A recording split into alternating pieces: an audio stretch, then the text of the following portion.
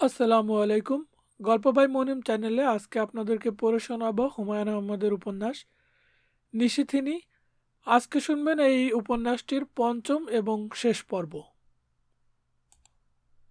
ওসমান সাহেব এবং তার স্ত্রী দুজনেই দোতলার বারান্দা থেকে দেখলেন মিসির আলী গেট দিয়ে ঢুকছেন এবং বেশ সহজ ও স্বাভাবিক ভঙ্গিতে হেঁটে আসছেন। ওসমান সাহেব নিচে নেমে এলেন। মিসির আলী বললেন, আপনি ভালো আছেন?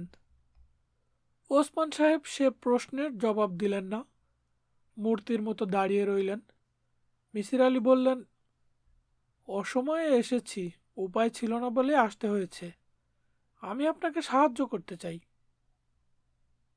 ওসমান সাহেবের বসার ঘর। রাত প্রায় 11টা।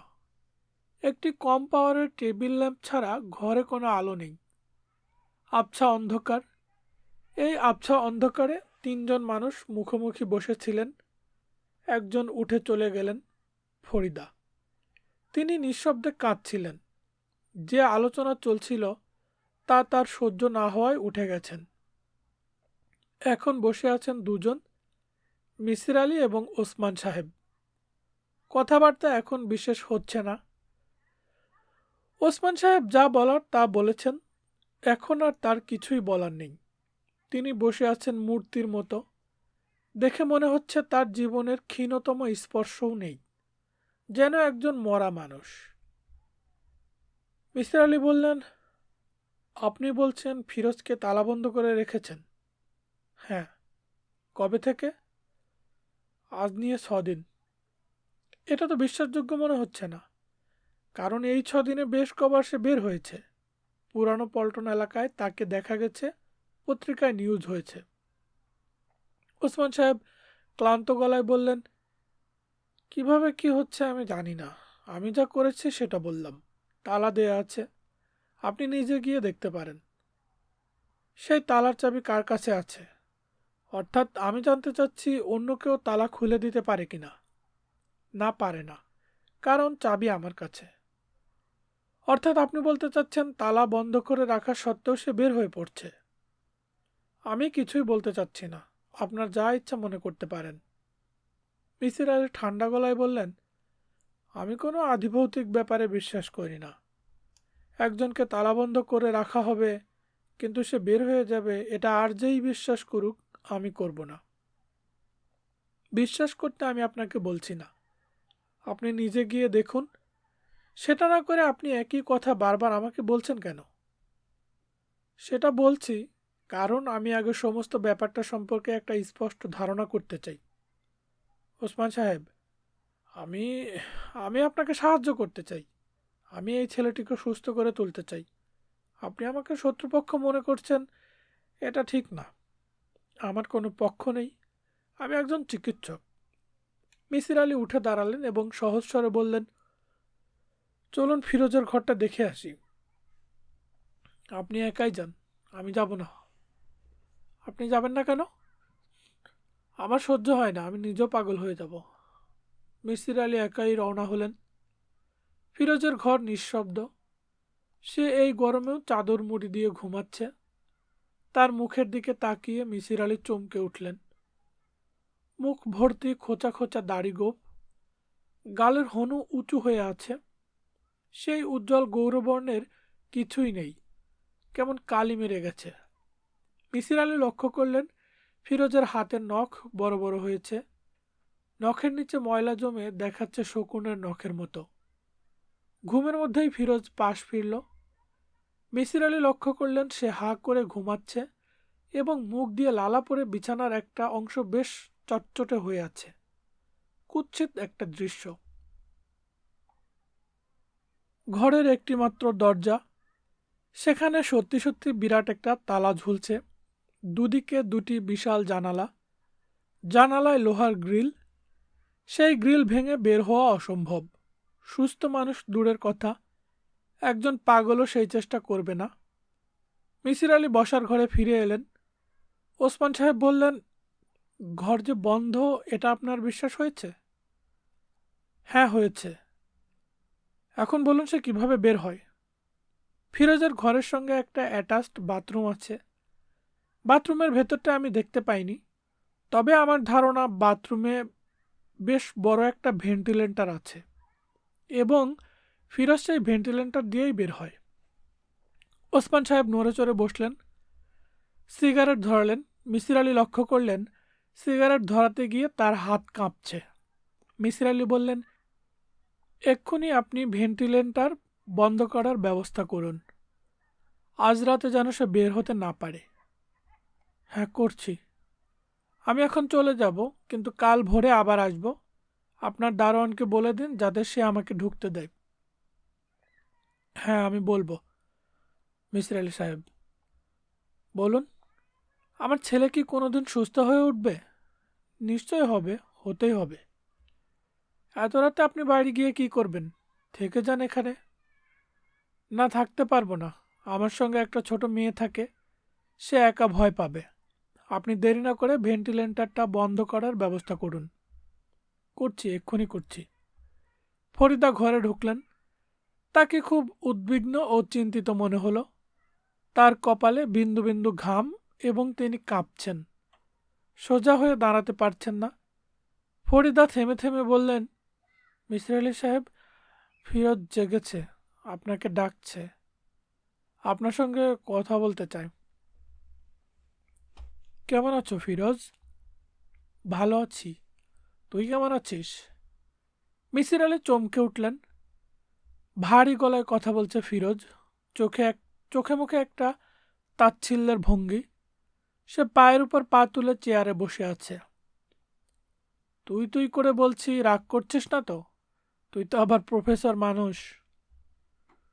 রাগ করছি না, তবে দুঃখিত হচ্ছি। সবাইকে সবার প্রাপ্য সম্মান দেওয়া উচিত। তা উচিত, কিন্তু মুশকিল কি জানিস? সারা জীবন তুই ছাড়া কোনো সম্বোধন করিনি। আমাকে চিনতে পারছিস তো? তুই তো গিয়েছিলি আমাদের বাড়িতে। মিসির আলি চুপ করে রইলেন। যে কথা বলছে সে ফিরোজ নয়, ফিরোজের দ্বিতীয় সত্তা, সেকেন্ড পার্সোনালিটি। কিরে, চুপ করে আছিস কেন? ভয় পাচ্ছিস? না, ভয় পাচ্ছি না। খাঁচায় আটকে রেখেছিস, ভয় পাবি কেন?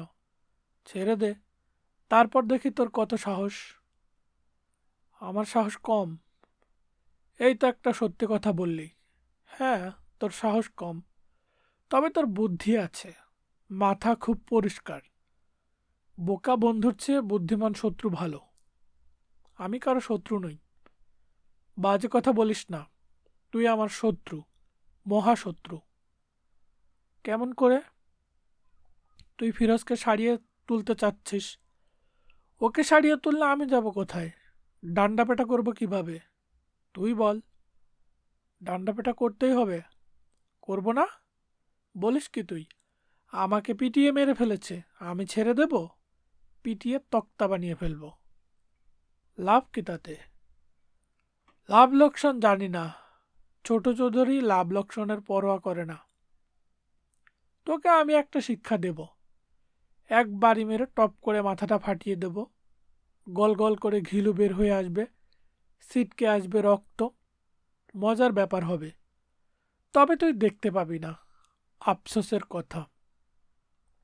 মিসির আলি তাকিয়ে দেখলেন এবারে প্রায় সবাই এসে জড়ো হয়েছে।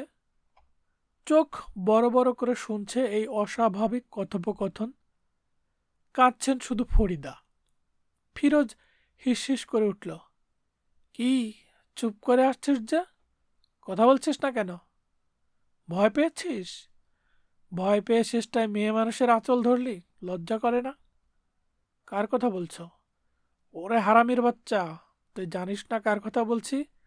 তোর পেয়ারের নীলু বেগম, যার ইয়ে দুটি আহ, এবং যার ইচ্ছে হচ্ছে। কুচ্ছিত সব কথা সে এক নাগারে বলে যেতে লাগলো।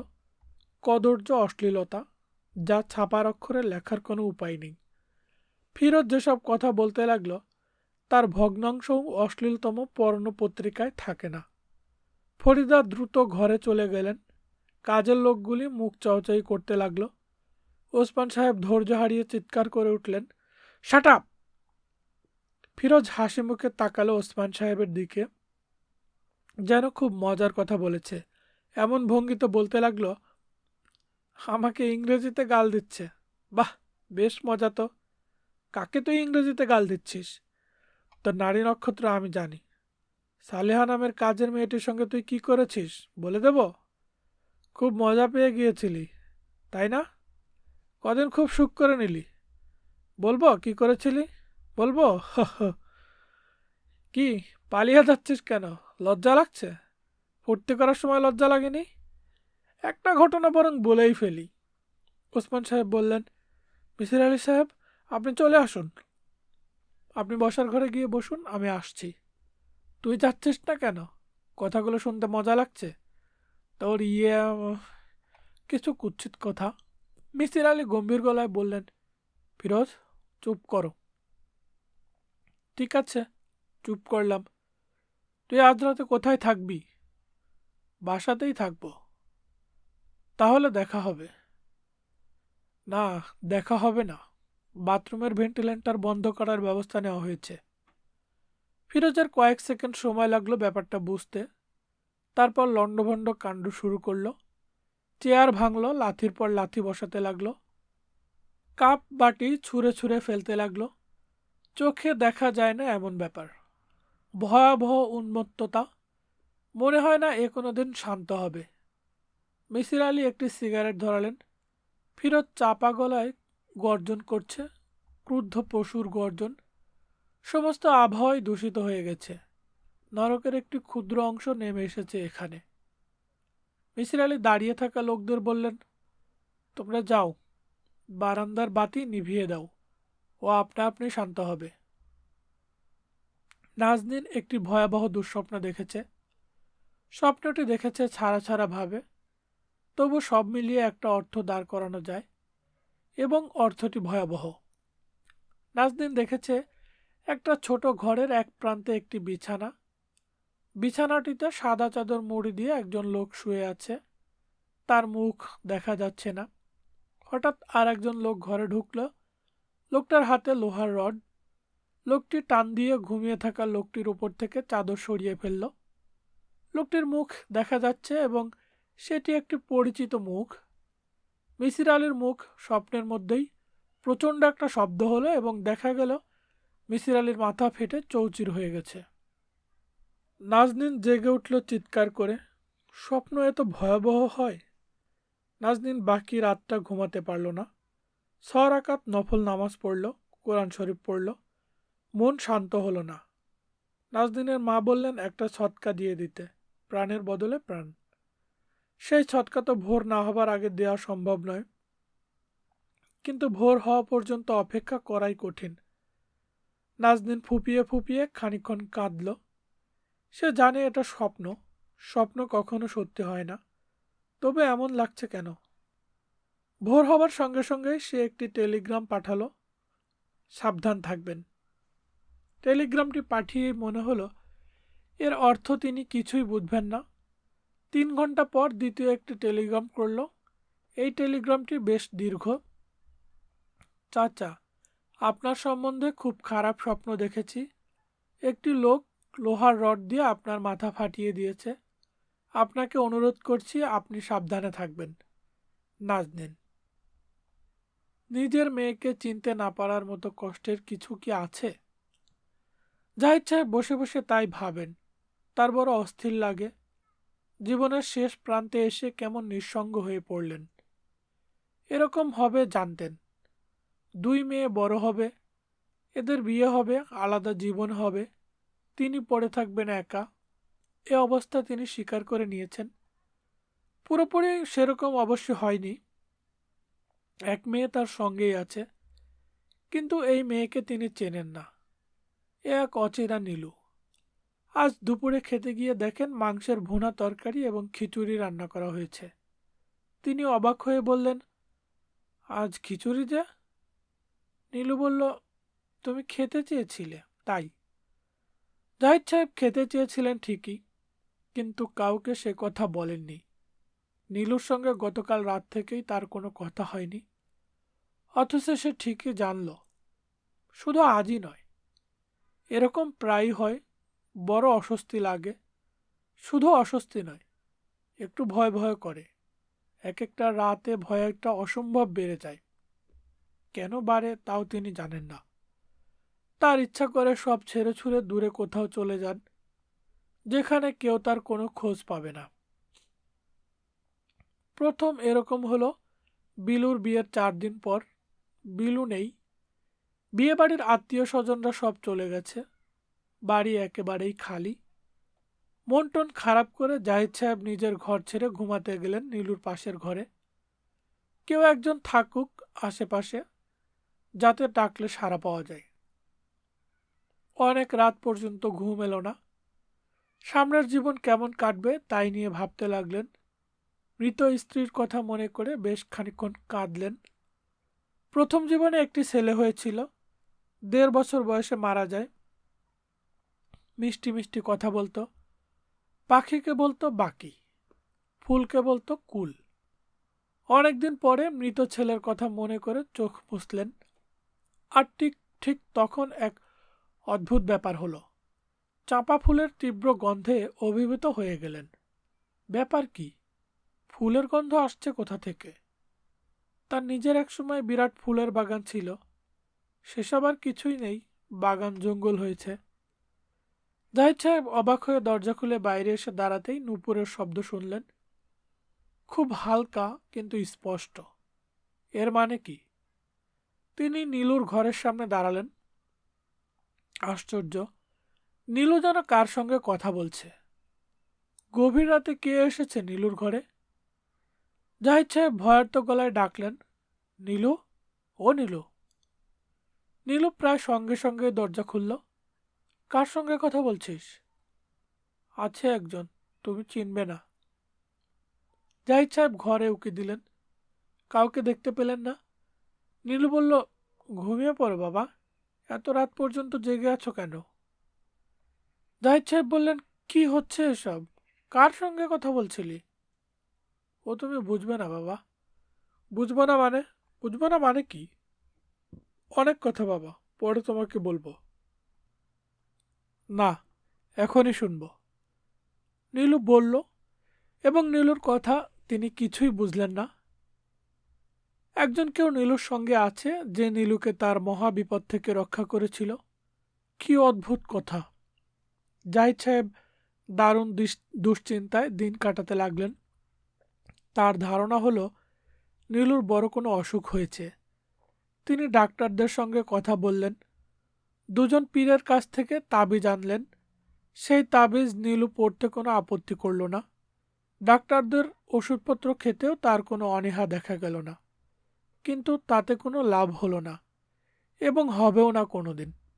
তার বাকি জীবন কাটবে অদ্ভুত এই নীলুকে সঙ্গে নিয়ে, যাকে তিনি চেনেন না, বোঝেন না। যে মনের কথা বুঝে ফেলে, যার ঘরে অপরিচিত এক রমণী কণ্ঠ শোনা যায়, এবং দমকা হাওয়ার মতো চাঁপা ফুলের গাঢ় গন্ধ যাকে হঠাৎ ঘিরে ফেলে। আজ বুধবার, আকাশে মেঘ নেই, রৌদ্রোজ্জ্বল একটি সুন্দর সকাল। জাহিদ সাহেব অনেকদিন পর উৎফুল্ল বোধ করলেন।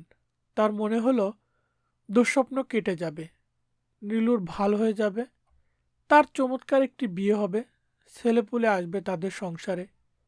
সেই সব ছেলে মেয়েদের নিয়ে তার জীবন শেষ জীবন ভালোভাবেই কাটবে। একজন মানুষ তো সারা জীবন দুঃখে থাকতে পারে না। দুঃসময়ের পর আসে সুসময়। জীবনচক্রের এই এক কঠিন নিয়ম।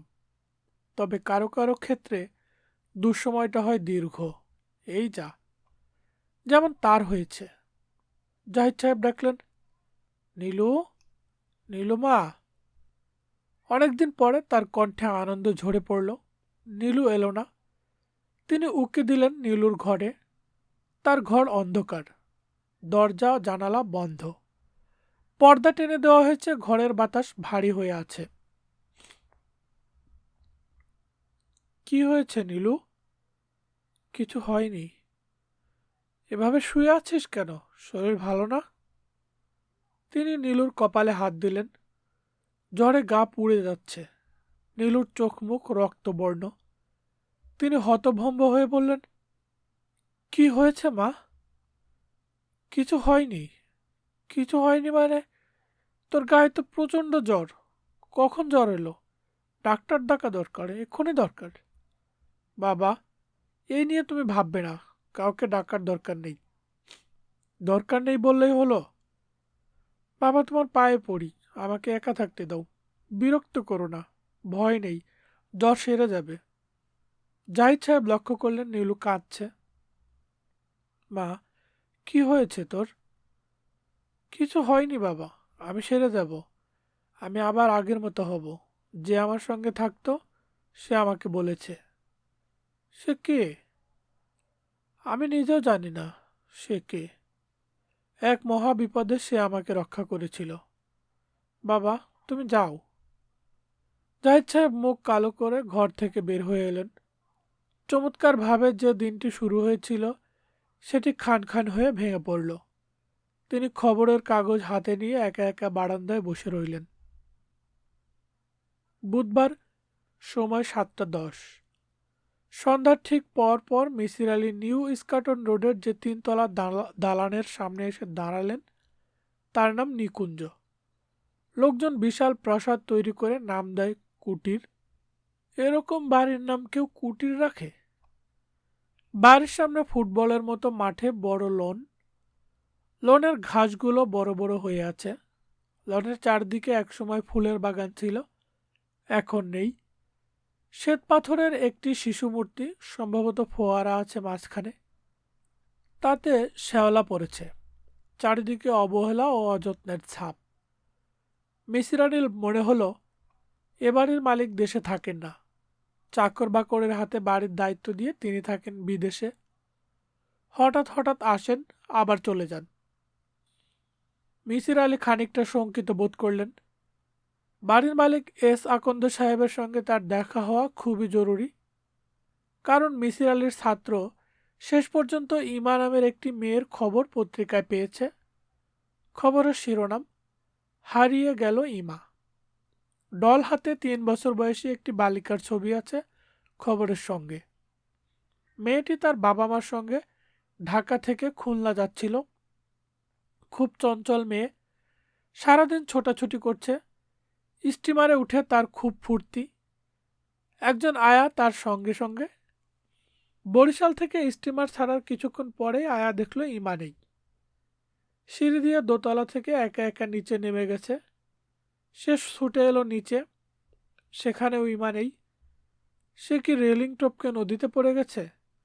আয়া ভয়ে আতঙ্কে অজ্ঞান হয়ে গেল। ইমার বাবা মা তখনও কিছু জানেন না।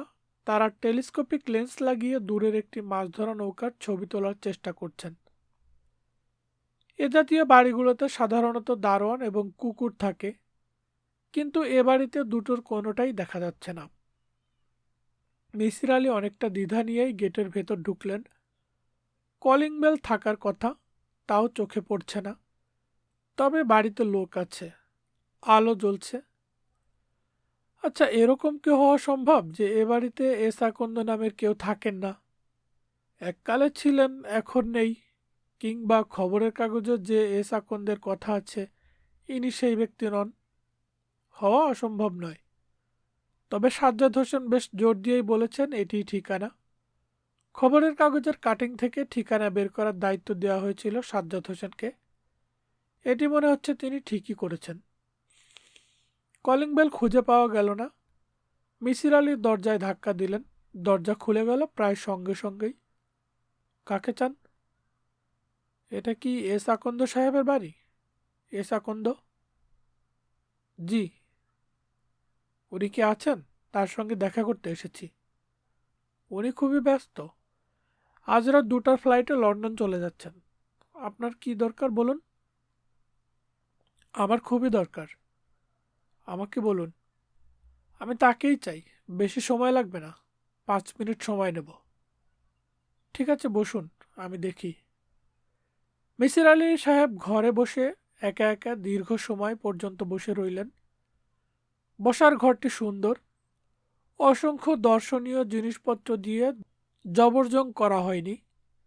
ঘাস রঙের একটা কার্পেট, নিচু নিচু বসার চেয়ার, দেয়ালে একটিমাত্র পেইন্টিং। 4-5 জন গ্রামের ছেলে মেয়ে পুকুরে সাঁতার কাটতে নেমেছে। অপূর্ব ছবি। ছবিটার জন্যই বসবার ঘরে একটি মায়া মায়া ভাব চলে এসেছে। মিসির আলি মনে মনে ঠিক করলেন তার কোনোদিন টাকা পয়সা হলে এরকম করে একটি ড্রয়িং রুম সাজাবেন।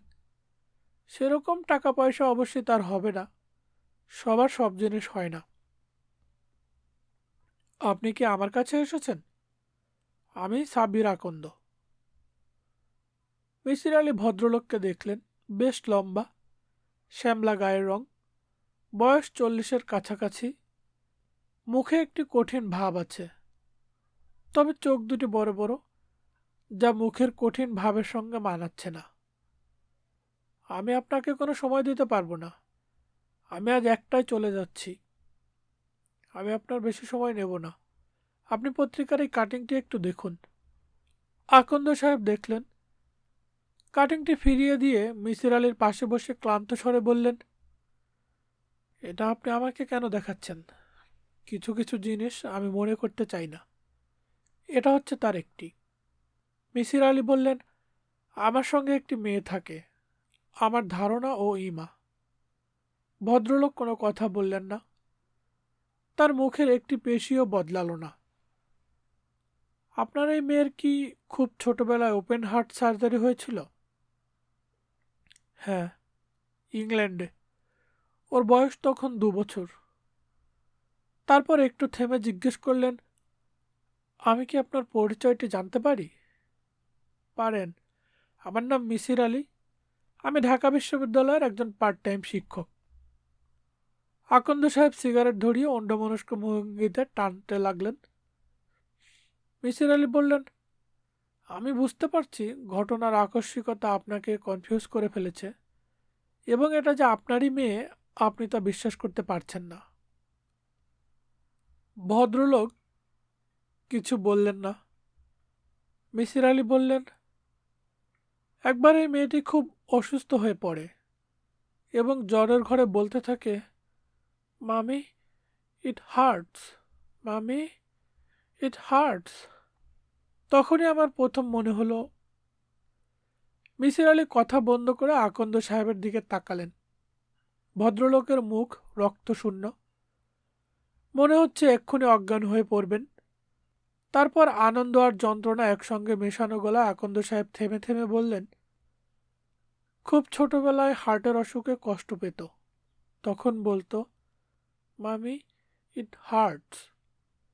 ওর নাভিতে একটা কালো জন্মদাগ আছে। আমি বলতে পারছি না, তবে এই মেয়ে আপনারই মেয়ে কিনা তা বোঝার একমাত্র উপায় হচ্ছে ডিএনএ টেস্ট। আপনার এবং এই মেয়ের রক্ত পরীক্ষা করে সেটা বলে দেওয়া সম্ভব। এটা একটা অভ্রান্ত পরীক্ষা। জানি, তার দরকার হবে না। আমি আমার মেয়েকে দেখলেই চিনতে পারবো। আমি কি এখন যেতে পারি আপনার সঙ্গে? হ্যাঁ, পারেন। আমি আমার স্ত্রীকেও সঙ্গে নিতে চাই। নিশ্চয়ই সঙ্গে নেবেন। ভদ্রলোক উঠে দাঁড়ালেন। তার সমস্ত মুখে বিন্দু বিন্দু ঘাম। তিনি বললেন, আপনি কি করেন? এই প্রশ্ন আগে একবার করা হয়েছে এবং তার জবাবও দেওয়া হয়েছে। তবু মিসির আলি দ্বিতীয়বার জবাব দিলেন। আকন্দ সাহেব কাঁপা কাঁপা গলায় বললেন, আমার মেয়েটি কি করে আপনার ওখানে? মিসির আলি শান্ত স্বরে বললেন, ও আছে কাজের মেয়ে হিসেবে। ভাত টাত রেঁধে দেয়, বিনিময়ে খেতে পায় এবং থাকতে পায়। ভদ্রলোক চোখ বড় বড় করে তাকিয়ে রইলেন, যেন তিনি মিসির আলির কথা বুঝতে পারছেন না। তিনি ফিসফিস করে নিজের মনে কয়েকবার বললেন, কাজের মেয়ে, কাজের মেয়ে। বুধবার, সময় রাত 8টা 21। মিসির আলি ভেবেছিলেন পিতা কন্যা এবং মাতার মিলন দৃশ্যটি চিরদিন মনে রাখার মতো একটি দৃশ্য হবে, কিন্তু বাস্তবে সেরকম হলো না। কোনো হইচই, কোনো কান্নাকাটি, কিছুই না। ভদ্রলোক এবং তার স্ত্রী অনেকক্ষণ ধরে তাকিয়ে রইলেন হানিফার দিকে। এভাবে তাকিয়ে থাকার কিছু ছিল না। হানিফা দেখতে অবিকল তার মার মতো। নাকের ডগায় তার মার মতো একটি তিল পর্যন্ত আছে। ভদ্রলোক বললেন, আমরা তোমার বাবা মা। তুমি খুব ছোটবেলায় হারিয়ে গিয়েছিলে, এখন আমরা তোমাকে নিতে এসেছি। হানিফা ফ্যাল ফ্যাল করে তাকালো মিসির আলির দিকে। মিসির আলি হাসলেন। সাহস দিতে চেষ্টা করলেন। এরকম একটি নাটকীয় মুহূর্তের জন্য তিনি হানিফাকে প্রস্তুত করে রেখেছিলেন। তাকে বলেছিলেন যে তার বাবা মার খোঁজ করার চেষ্টা করা হচ্ছে এবং খোঁজ পাওয়া যাবে। ভদ্রমহিলা এগিয়ে এসে হানিফার হাত ধরলেন। মিসির আলি ভেবেছিলেন এই মহিলাটি হয়তো কিছুটা আবেগ দেখাবেন, মেয়েকে জড়িয়ে ধরে কাঁদবেন, কিন্তু তিনি তা করলেন না। হয়তো আবেগকে সংযত করলেন। ভদ্রমহিলার গলার স্বর ভারী মিষ্টি। তিনি মিষ্টি গলায় বললেন, মা, আমার কথা কি তোমার বিশ্বাস হচ্ছে না? দেখো, আয়নায় তাকিয়ে দেখো, আমি অবিকল তোমার মতো দেখতে। মিসির আলি ওদের সামনে থেকে সরে গেলেন। বাইরের একজনের উপস্থিতি হয়তো এদের কাছে ভালো লাগবে না। তারা চলে গেলেন 15 মিনিটের মধ্যে। যাবার আগে মিসির আলি বললেন, ওর জিনিসপত্রগুলো নিয়ে যান। ভদ্রমহিলা কঠিন স্বরে বললেন, কোনো কিছুই নেবার প্রয়োজন নেই। আশ্চর্যের ব্যাপার হচ্ছে, যাবার আগে এস আকন্দ সাহেব অত্যন্ত শুকনো গলায় একবার শুধু বললেন, আমাকে কষ্ট করে খুঁজে বের করবার জন্য আপনাকে ধন্যবাদ। ব্যাস, এইটুকুই। মিসির আলি ভেবে পেলেন না এরা তার সঙ্গে কেন এমন আচরণ করলেন। তাদের মেয়েটি তার বাসায় গৃহভৃত্য ছিল, এটি কি তাদের মর্মপীড়ার কারণ হয়েছে? এত বিচিত্র কেন মানুষের মন? অবশ্যই তাদের বিচিত্র আচরণের একটি ব্যাখ্যাও দাঁড় করানো যেতে পারে। হয়তো আজকের এই ঘটনার আকস্মিকতায় তারা হকচকিয়ে গেছেন। আচার আচরণে অস্বাভাবিকতা এসে পড়েছে এ কারণেই। মিসির আলি হঠাৎ লক্ষ্য করলেন তার চোখ দিয়ে পানি পড়ছে। হানিফা নামের মেয়েটির জন্য খারাপ লাগছে, বেশ খারাপ লাগছে। মেয়ে জাতটাই হচ্ছে মায়াবতীর জাত। কখন যে এই মেয়েটি মায়ায় জড়িয়ে ফেলেছে নিজেই বুঝতে পারেননি। হানিফার সঙ্গে তার কোনোদিন দেখা হবে না। ওরা নিশ্চয়ই তাদের মেয়েকে নিয়ে এখানে আসবেন না, কিংবা তিনি নিজেও যাবেন না, কারণ তিনি কোনো পিছুটান রাখতে চান না, কিংবা কে জানে একদিন হয়তো যাবেন। দেখবেন ঝড়ের রাতে পাওয়া ভিখিরি মেয়েটিকে রাজরানী বেশে কেমন লাগছে। সে কি মনে রাখবে তার দুঃসহ শৈশব? যদি রাখে, তবেই সে জীবনে অনেক বড় হবে এবং তার ধারণা এই মেয়েটি তা মনে রাখবে। মিসির আলি চোখ মুছলেন, নিজের ঘরে ঢুকলেন। বারবার চোখ ভিজে উঠছে কেন? তার মতো একজন শুকনো ধরনের মানুষের হৃদয়ে এত ভালোবাসা কোথা থেকে এলো? দরজায় নক হচ্ছে। কে এলো এত রাতে? মিসির আলি দরজা খুলে অবাক হয়ে দেখলেন আকন্দ সাহেব।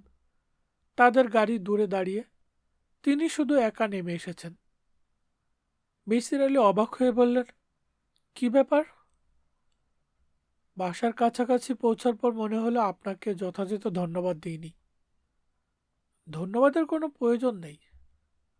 আপনার নেই, আপনি সাধারণ মানুষের ঊর্ধ্বে, কিন্তু আমি নিতান্তই সাধারণ মানুষ। ভদ্রলোক জড়িয়ে ধরলেন মিসির আলিকে এবং ছেলে মানুষের মতো চিৎকার করে কাঁদতে লাগলেন। ভদ্রলোকের স্ত্রী হানিফাকে নিয়ে নেমে এসেছেন গাড়ি থেকে। তিনি শক্ত করে হানিফার হাত ধরে রেখেছেন, যেন হাত ছেড়ে দিলেই মেয়েটি পালিয়ে যাবে। মিসির আলি কোমল স্বরে বললেন, শান্ত হন, আপনি শান্ত হন, আসুন ভেতরে গিয়ে বসি। ভদ্রলোক ধরা গলায় বললেন, প্লিজ, আরও কিছুক্ষণ আপনাকে জড়িয়ে ধরে রাখার সুযোগ দিন, প্লিজ। বুধবার, সময় রাত 10টা 40। ওসমান সাহেবের ঘুমের সময় হয়ে গিয়েছে। ইদানিং তিনি সিডাক্সিন না খেয়ে ঘুমাতে পারেন না। তিনি উঠলেন, একটি সিডাক্সিন ট্যাবলেট খেয়ে মাথায় পানি ঢাললেন, হাত মুখ ধুলেন। বিছানায় যাবার আগে রোজকার অভ্যেস মতো উকি দিলেন ফিরোজের ঘরে। গত 3 দিন 3 রাত ধরে ফিরোজ তার ঘরে আটক। 2 দিন 2 রাত সে ছটফট করেছে, জিনিসপত্র ভেঙেছে, খাবার ছড়িয়ে ছিটিয়ে দিয়েছে, কিন্তু আজ সারাদিন তেমন কিছু করেনি। ভাত টাত কিছুই খায়নি, তবে কোনোরকম চিৎকার এবং হইচই করেনি। এখন সম্ভবত করবে। রাত বাড়ার সঙ্গে সঙ্গে তার পাগলামি বাড়ে, অস্থিরতা বাড়ে। ওসমান সাহেব ফিরোজের ঘরের সামনে দাঁড়িয়ে বেশ অবাক হলেন। ফিরোজ শান্ত ভঙ্গিতে বসে আছে, গায়ে একটি শার্ট, চুল আঁচড়িয়েছে, মুখ ভর্তি খোঁচা খোঁচা দাড়ি নেই, শেভ করেছে এবং সম্ভবত গোসলও করেছে। ওসমান সাহেব নিজের চোখে বিশ্বাস করতে পারলেন না। কেমন আছো ফিরোজ? ফিরোজ ঘাড় ঘুরিয়ে তাকালো এবং সহজ স্বাভাবিক গলায় বলল, ভালো আছি। তুমি কেমন আছো বাবা? ভালো ভালো, আমি ভালো, বেশ ভালো।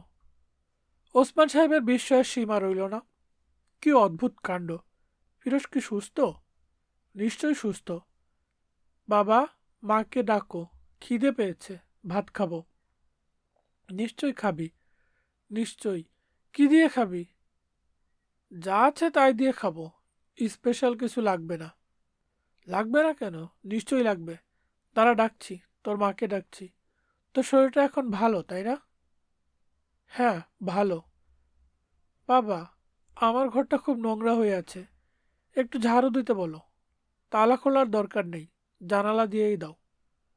ওসমান সাহেব ঝাড়ু এনে দিলেন এবং ছুটে গেলেন স্ত্রীকে খবর দিতে।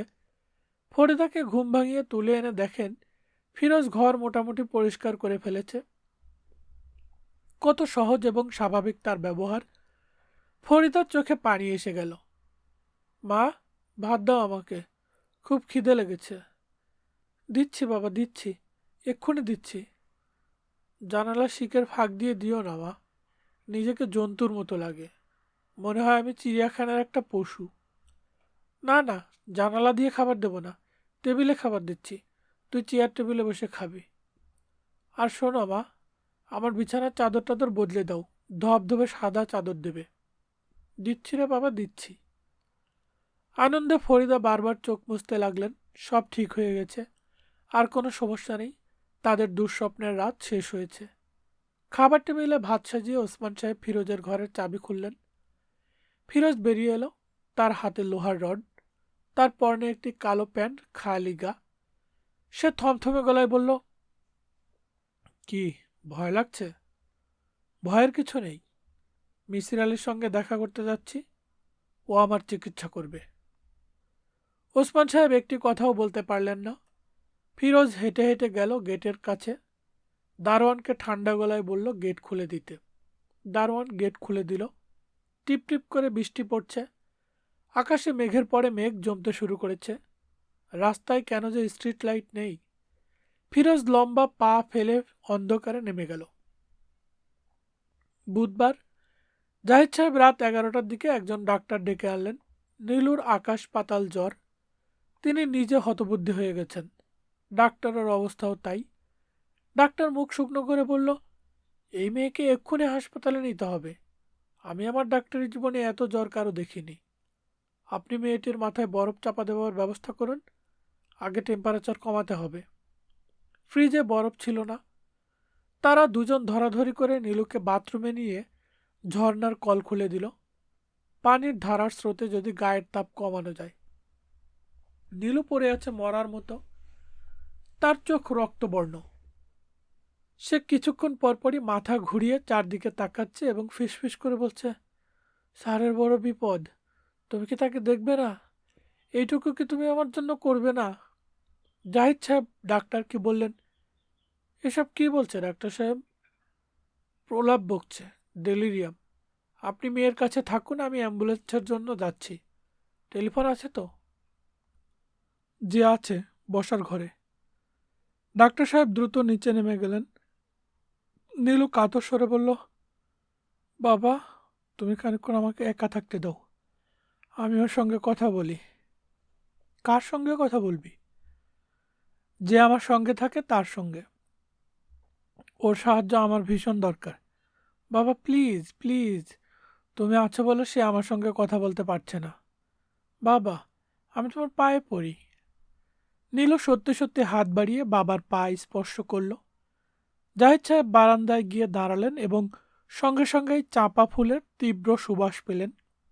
স্পষ্ট শুনলেন নূপুর পায়ে কে যেন হাঁটছে। নীলুর কথাও শোনা যাচ্ছে, আমার এত বড় বিপদে তুমি আমাকে দেখবে না? অপরিচিত একটি কণ্ঠ শোনা গেল। জাহিদ সাহেব কিছুই বুঝতে পারলেন না। তিনি এক মনে আয়াতুল কুরসি পড়তে লাগলেন। বুধবার মধ্যরাত্রি। মিসির আলীর রুটিনের ঝামেলা শুরু হয়ে গেছে। ঘরে রান্না হয়নি, তাকে রাতে হোটেলে খেয়ে আসতে হয়েছে। ডাল গোশত নামের যে খাদ্যটি তিনি কিছুক্ষণ আগে গলাধঃকরণ করেছেন, তা এখন জানান দিচ্ছে। মিসির আলি পেটে ব্যথা নিয়ে জেগে আছেন। ফুড পয়জনিং এর লক্ষণ কিনা কে জানে। পেটের ব্যথা ভুলে থাকবার সবচেয়ে ভালো উপায় হচ্ছে থ্রিলার জাতীয় কোনো রচনায় মনোনিবেশ করা। কিন্তু ঘরে এ জাতীয় কোনো বই নেই। তবু মিসির আলি বুকশেলফের কাছে গেলেন। সবই একাডেমিক বই। একটি সায়েন্স ফিকশন পাওয়া গেল, হর্সম্যান ফ্রম দ্য স্কাই। তেমন কোনো ইন্টারেস্টিং বই নয়, আগে একবার পড়েছেন। তবুও সেই বই হাতে নিয়ে বিছানায় গেলেন এবং তখন ইলেকট্রিসিটি চলে গেল। বৃষ্টি ও বাতাস দুই থেমে গেছে। তবুও মাঝরাতে লোডশেডিং হবার কথা নয়, কিন্তু ঢাকা শহরের ইলেকট্রিসিটির কোনো ঠিক ঠিকানা নেই। মিসির আলি অত্যন্ত বিরক্ত মুখে ড্রয়ার খুললেন। আশ্চর্যের ব্যাপার, ড্রয়ারে বড় বড় দুটো মোমবাতি পাওয়া গেল। হানিফা নিশ্চয়ই কিনে এনে রেখেছে। মিসির আলি মোমবাতি জ্বালিয়ে বই খুললেন। দ্বিতীয়বার পড়বার সময় বইটি অনেক বেশি আকর্ষণীয় মনে হলো। কিছুক্ষণের মধ্যেই তিনি শারীরিক ব্যথা ভুলে আগ্রহ নিয়ে বইয়ের পাতা উল্টাতে লাগলেন। চমৎকার লেখা। এক ভোরবেলায় মস্কো শহরের প্রাণকেন্দ্রে এক ঘোড়সওয়ারের আগমন হলো। লোকটির চেহারা কুৎসিত, মাথায় সার্কাসের ক্লাউনের মতো এক টুপি। সে তার ঘোড়া নিয়ে নানান খেলা দেখাতে শুরু করল। দেখতে দেখতে তাকে ঘিরে ভিড় জমে গেল। এত মজার একটি বই আগেরবার পড়তে এত বাজে লাগছিল কেন? পাঠকের জন্ম। মিসির আলি উঠে দাঁড়ালেন। চা বানাবেন। চা খেতে খেতে আরাম করে পড়া যাবে। তার মনে হলো মোমবাতির আলোয় বই পড়ায় আলাদা একটা আনন্দ আছে। আধো আলো আধো ছায়া। বইয়ের জগৎটিও তাই, অন্ধকার এবং আলোর মিশ্রণ। লেখকের কল্পনা হচ্ছে আলো, পাঠকের বিভ্রান্তি হচ্ছে অন্ধকার।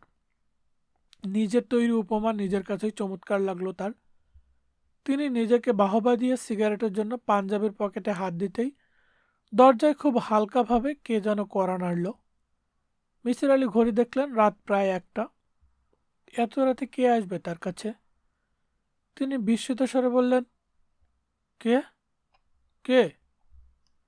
কোনো জবাব পাওয়া গেল না। মিসির আলি গলা উঁচিয়ে বললেন, কে ওখানে? আমি। মিসির আলির বিস্ময়ের সীমা রইল না। নীলুর গলা। সে এত রাতে এখানে কি করছে? পাগল নাকি? কি ব্যাপার নীলু? নীলু জবাব দিল না, ছোট্ট একটি নিঃশ্বাস ফেলল। মিসির আলি ছুটে গিয়ে দরজা খুললেন। নীলু নয়, ফিরোজ দাঁড়িয়ে আছে। ফিরোজের দুটি হাত পেছন দিকে। সে হাতে সে কি ধরে আছে তা মিসির আলির বুঝতে অসুবিধা হলো না। তার শিরদাঁড়া দিয়ে শীতল স্রোত বয়ে গেল। তিনি হাসতে চেষ্টা করলেন। কেমন আছো ফিরোজ? নীলুর গলা তো চমৎকার ইমিটেট করলে। এসো এসো, ভেতরে এসো। ইস, ভিজে গেছো দেখি। ফিরোজ ভেতরে ঢুকলো। পলকের জন্য মিসির আলির ইচ্ছে করলো ছুটে পালিয়ে যেতে, কিন্তু তিনি পারলেন না। তার পা পাথরের মতো ভারী হয়ে গেছে। অত্যন্ত সহজ এবং স্বাভাবিক ভঙ্গিতে কথা বলার চেষ্টা করলেন। কিছু খাবে ফিরোজ? চা খাবে? ঠান্ডায় চাটা ভালো লাগবে। ইনফ্যাক্ট আমি চা বানানোর জন্যই উঠেছিলাম। ফিরোজ দাঁড়িয়ে আছে ঘরের মাঝখানে। সে তাকিয়ে আছে এক দৃষ্টিতে। সে মাঝে মাঝে ঠোঁট টিপে হাসছে। মিসির আলি বললেন, বসো ফিরোজ, দাঁড়িয়ে আছো কেন? এতক্ষণ শুয়ে শুয়ে বই পড়ছিলাম, একটা সায়েন্স ফিকশন। তুমি কি সায়েন্স ফিকশন পড়ো? ফিরোজ এবার শব্দ করে হাসল। মিসির আলি শিউরে উঠলেন। কি অমানসিক হাসি! এই হাসির জন্ম পৃথিবীতে নয়, অন্য কোনো ভুবনে। অচেনা এক ভয়ঙ্কর ভুবন, যার কোনো রহস্যই মিসির আলির জানা নেই। মিসির আলির সমস্ত শরীর ঘামে ভিজে গেল। তিনি বহু কষ্টে বললেন, তুমি কি আমাকে মেরে ফেলবে ফিরোজ? হ্যাঁ। কেন ফিরোজ? আমি কি তোমার ক্ষতি করেছি? ফিরোজ তার জবাব দিল না। লোহার রডটি উঁচু করে ধরল। মিসির আলি যেখানে দাঁড়িয়েছিলেন সেখানেই দাঁড়িয়ে রইলেন। চিৎকার দিতে ইচ্ছে করল, চিৎকার দিতে পারলেন না। তার কাছে শুধু মনে হলো মোমবাতির আলো অস্বাভাবিক উজ্জ্বল হয়ে উঠেছে এবং আশ্চর্যের ব্যাপার, ছেলেবেলার একটি স্মৃতি তার চোখের সামনে ভেসে উঠল। গ্রীষ্মের প্রচণ্ড গরমের এক দুপুরে তিনি ঝাঁপিয়ে পড়ছেন ব্রহ্মপুত্রের শীতল জলে। ঠান্ডা ও ভারী সেই পানি, মাছের চোখের মতো সেই স্বচ্ছ জলে ইচ্ছে করে তলিয়ে যেতে। মৃত্যুর আগে গত জীবন একবার হলেও চোখের সামনে ভেসে ওঠে। এটা কি সত্য? হয়তো সত্য, নয়তো হঠাৎ করে ভুলে যাওয়া শৈশবের এই ছবি চোখে ভাসবে কেন? মিসির আলি কিছু একটা বলতে চেষ্টা করলেন, কিন্তু বলতে পারলেন না। তার আগেই লোহার রড প্রচণ্ড বেগে নেমে এলো তার দিকে।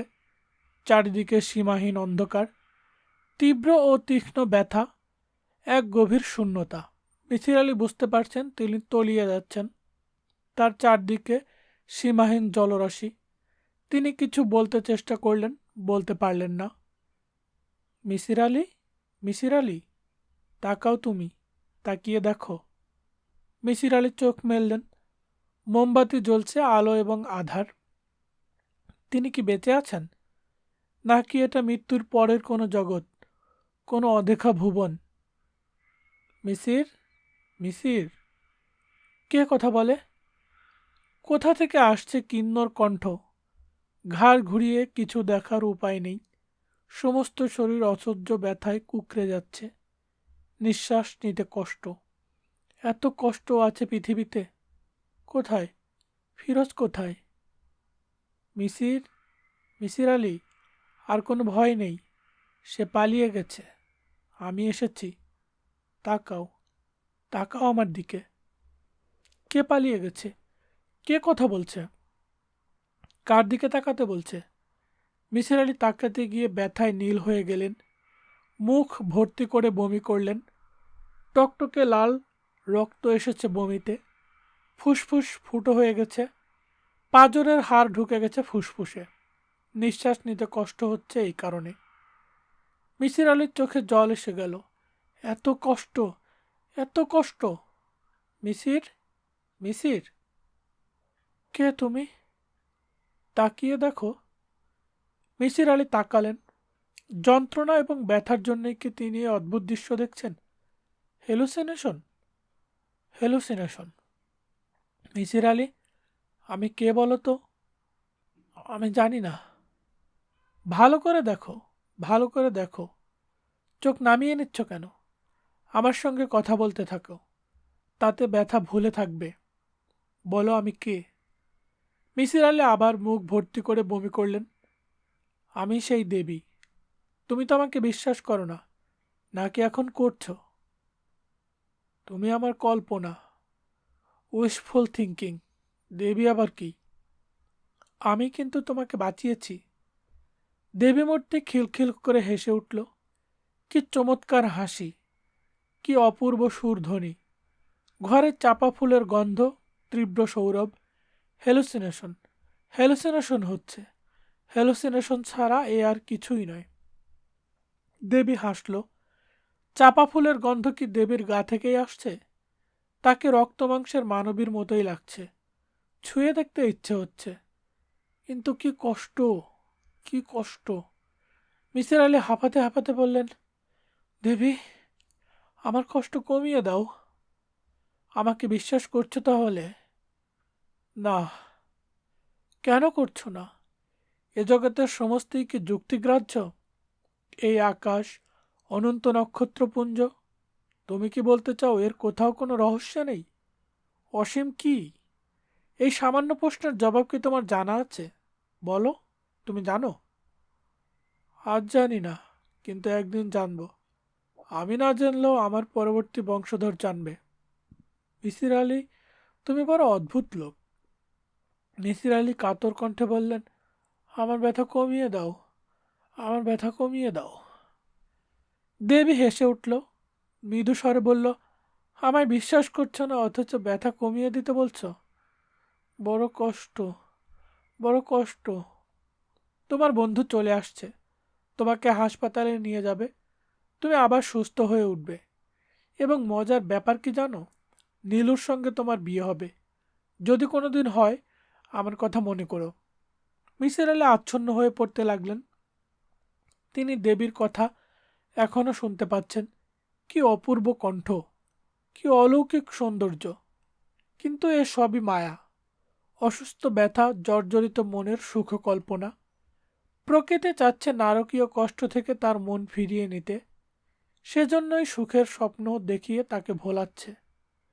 হয়তো নীলুর সঙ্গে তার বিয়ে হবে, তাতে কিছুই প্রমাণিত হয় না। প্রমাণ বড় কঠিন জিনিস, বড় কঠিন। মিসির আলি কাতর কণ্ঠে বললেন, কষ্ট কমিয়ে দাও, কষ্ট কমিয়ে দাও। অপরূপা নারীমূর্তির চাপা ফুলের গন্ধ ছড়াতে ছড়াতে দূরে সরে যাচ্ছে।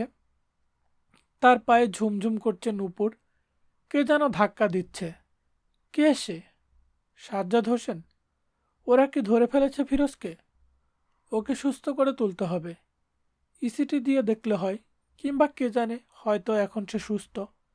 তাকে একবার আঘাত করেই তার চেতনা ফিরে এসেছে। হানিফা, হানিফা কেমন আছে?